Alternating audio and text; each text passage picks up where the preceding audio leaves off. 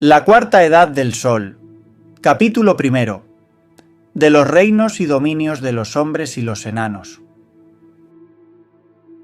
Obra escrita por el historiador Javier Cano Galindo y leída por La Gloria de Gondor.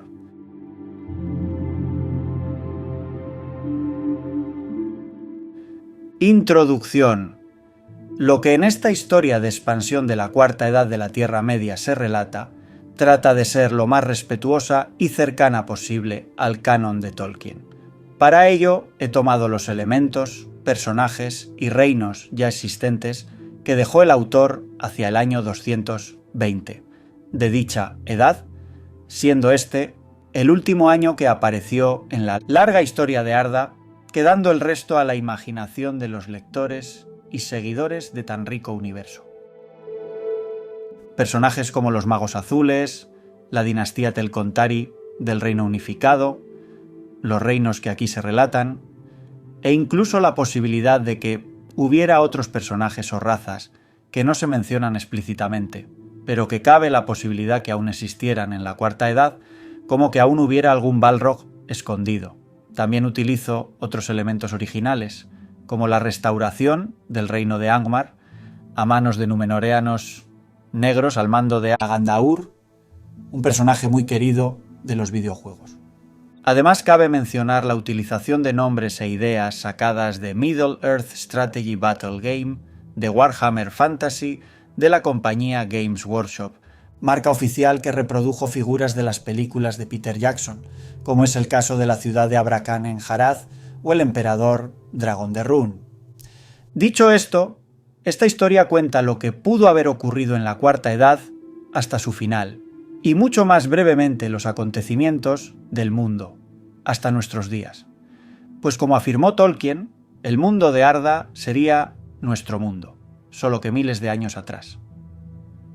En una aclaración cronológica, desde la caída de Sauron al final de la Tercera Edad y hasta el pasado siglo XX, pasarían unos 6.000 años, transcurridos desde la Cuarta hasta la Séptima Edad en la actualidad. Para el propio autor, la Séptima Edad comenzaría con el nacimiento de Cristo, y en base a estos datos, traté de ajustar el resto de edades, terminando la Cuarta Edad poco más de 600 años, con una duración un poco mayor a la primera, y conectando con varios hechos históricos y mitológicos para ponerle final y conectarlos a nuestra historia. Dando comienzo ya una quinta edad con la distribución actual de continentes y el nacimiento de la escritura y la civilización sumeria, la primera civilización. Capítulo primero. De los reinos y dominios de los hombres y los enanos. Nos situamos en torno al año 220 de la Cuarta Edad, en los últimos años del reinado de Eldarion, en el reino unificado de Gondor y Arnor. Ya habían pasado 100 años desde la muerte del rey Elessar y de la partida de Gimli y Legolas a Valinor, y con ellos el fin de la Comunidad del Anillo, así como la muerte de Arwen en Cerin Amroth, un año después. En estos momentos las tierras mortales se habían convertido en mucho más mundanas. La magia era algo residual.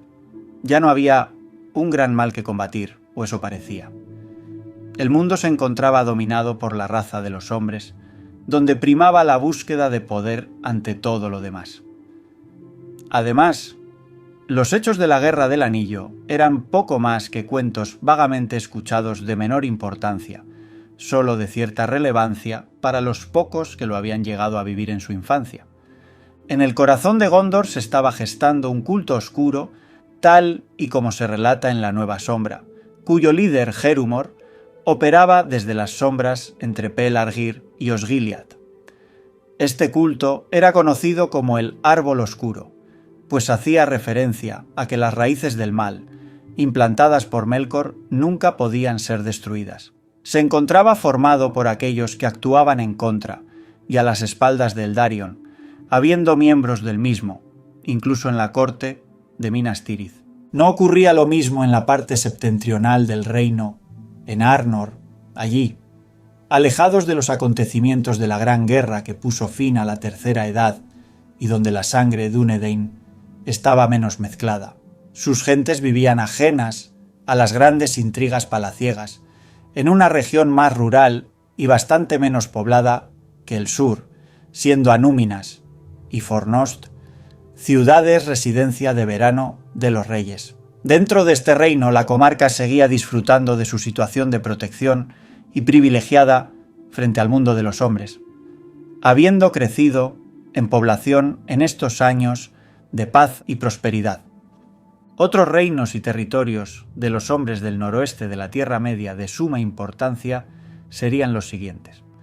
Rohan, siendo el principal aliado del reino unificado, gobernado por los herederos de Éomer. Habían participado en múltiples campañas junto a los Dúnedain contra sus enemigos del este y del sur. En estos años mantenían conflictos menores de frontera contra los dunlendinos, pero nada de mayor importancia. El reino de Valle, cuyas principales ciudades eran la capital, Valle, y la ciudad del lago, Esgaroth. Gracias al floreciente comercio del norte, habían expandido sus dominios en múltiples ciudades y puertos fluviales comerciales a lo largo del río Celdiun y hasta la desembocadura del río Carnen, donde hacían frontera con Dorwinion.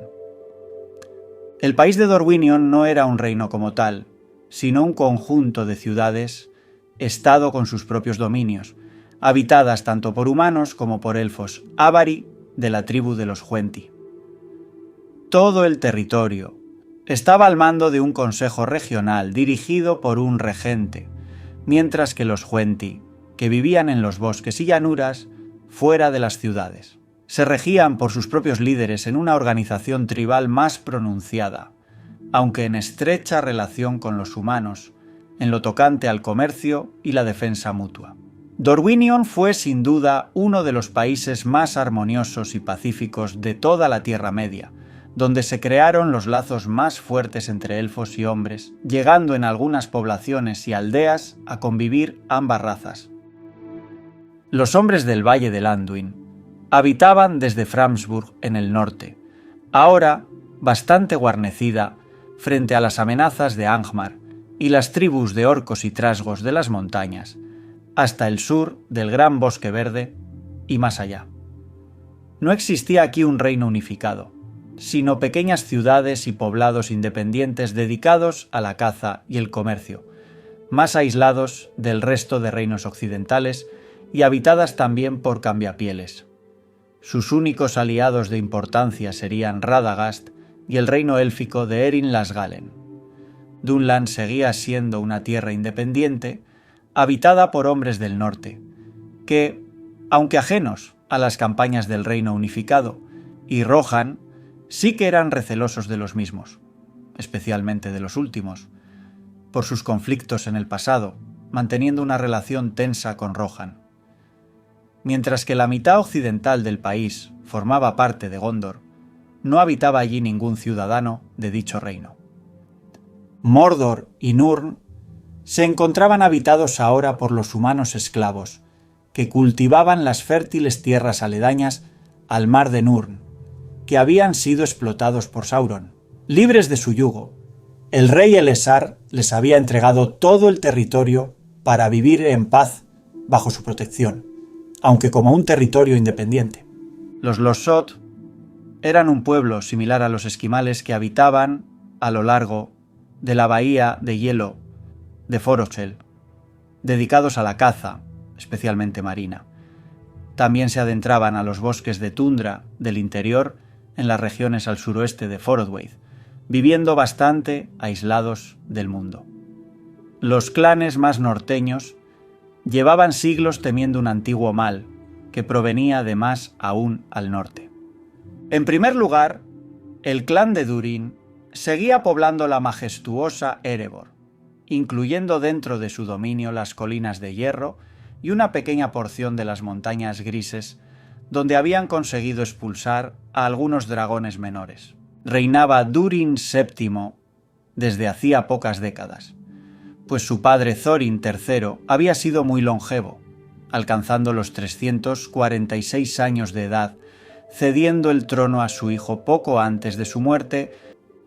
En los años más recientes, el rey Durin había iniciado varias exploraciones a Moria para saber qué criaturas aún habitaban allí, con la intención de lanzar una gran campaña para restablecer la antigua gran morada de su pueblo.